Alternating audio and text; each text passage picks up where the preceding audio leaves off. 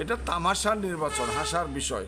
আপনারা লক্ষ্য করেছেন গত 7 জানুয়ারি যে সংসদ নির্বাচন হয়েছে তার চেয়েতেও ভোটার কম উপস্থিতি অনেক ক্ষেত্রেই হয়েছে, এবং কিছু কিছু ক্ষেত্রে সরাসরি ব্যালট পেপারে সিল দিতেছে।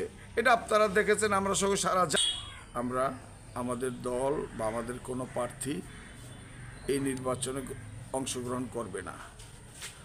যদি কোনো দলীয় সদস্য দলের সিদ্ধান্ত অমান্য করে কোনো নির্বাচনে অংশগ্রহণ করে, দলীয় সিদ্ধান্ত মোতাবেক তাকে সর্বোচ্চ শাস্তি আজীবন বহিষ্কার করা হবে। আসন্ন সখীপুর উপজেলা পরিষদ নির্বাচনে বাংলাদেশ জাতীয়তাবাদী দল বিএনপি গত 7 জানুয়ারি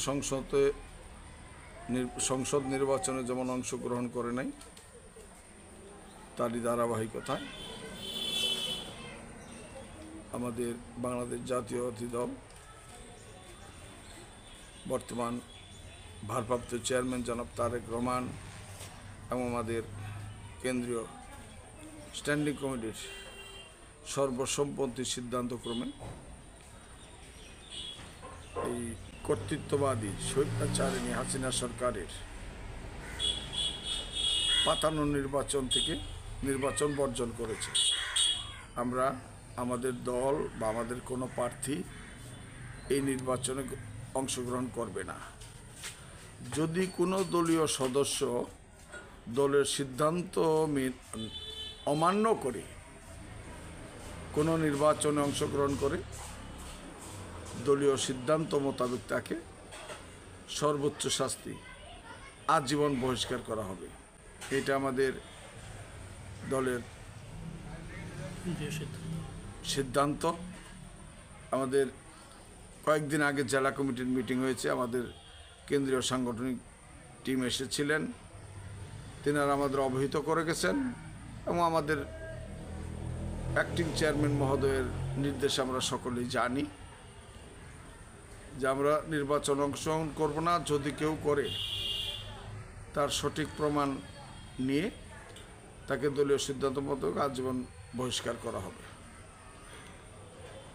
আমরা প্রথমে যারা নির্বাচন করবে বা তাদের সহায়তা করবে তাদের শোকজ দেব,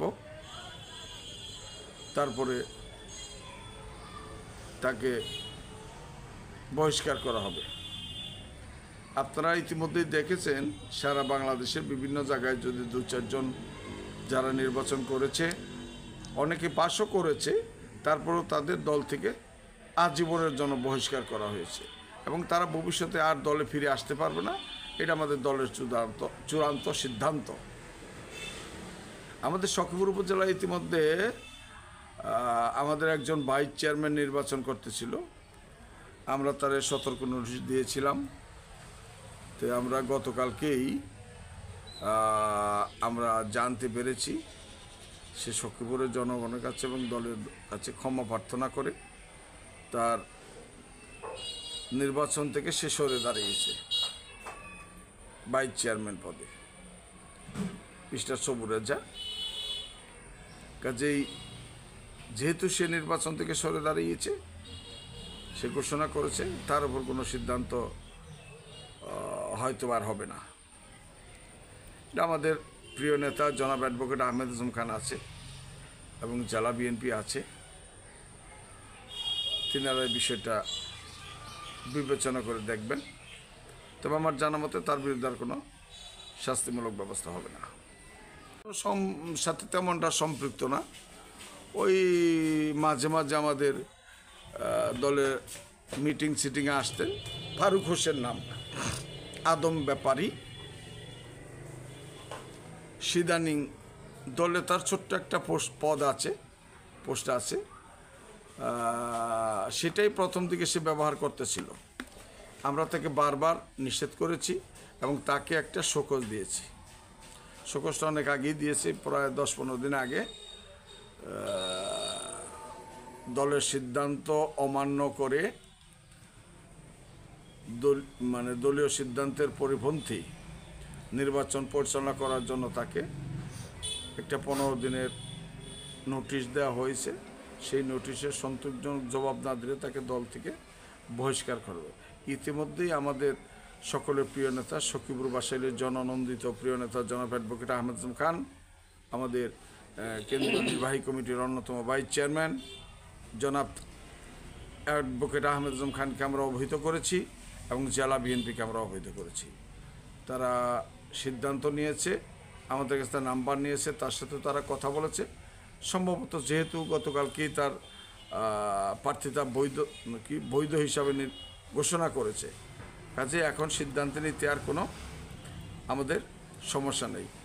আমার বিশ্বাস কয়েকদিনের মধ্যেই তার বিরুদ্ধে আজীবনের জন্য বহিষ্কার সিদ্ধান্ত চলে আসবে এবং আমরা এটা সর্বসম্মতিকরণ আমাদের দলের আমরা মিটিং করেছে সখীপুর উপজেলা বিএনপি, পৌর বিএনপি এবং সকল সহযোগী অঙ্গ সংগঠন নিয়ে সেই সিদ্ধান্তে সর্বসম্মতিক্রমে আমাদের সিদ্ধান্ত যারা নির্বাচন করবে, যারা সহযোগিতা করবে তাদেরকেও দল থেকে আজীবনের জন্য বহিষ্কার করার জন্য আমরা সিদ্ধান্ত নিয়েছি।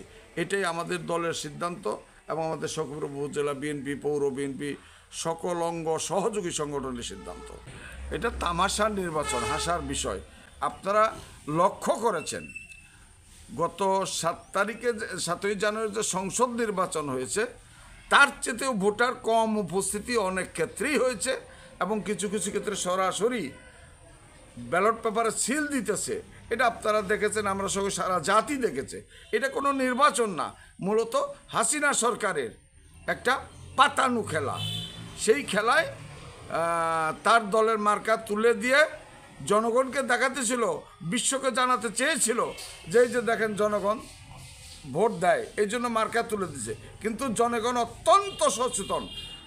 বর্তমান প্রধানমন্ত্রী শেখ হাসিনাকে ঘৃণা করে, তার দলকে ঘৃণা করে এবং তার নির্বাচনকে প্রত্যাখ্যান করেছে। কোনো মানুষ ভোট কেন্দ্রে যায় নাই। 2-4 জন যা গেছে ওই যে প্রার্থীদেরই ওই ছোট ছোট একটা কি দেখাইছে, লাইন দেখাইছে, তারপরে আর নাই।